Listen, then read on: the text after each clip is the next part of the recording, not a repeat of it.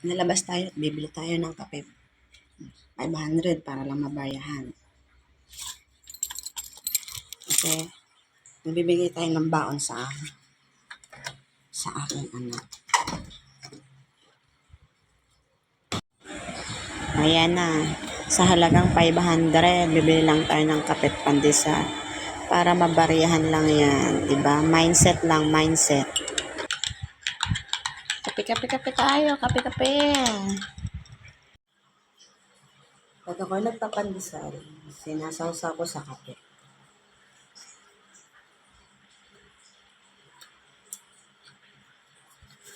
Iba-iba taste ng pandesal nila.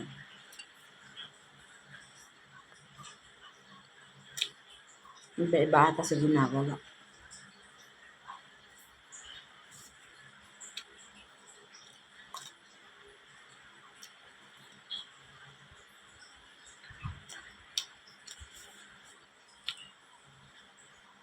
May time na ang pandesal nila masarap. Parang yun, hindi ko type.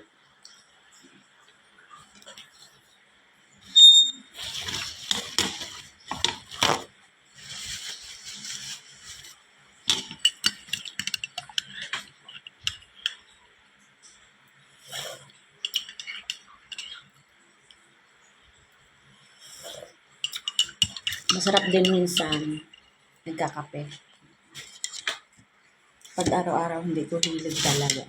Minsanan lang pag gustuhin ko.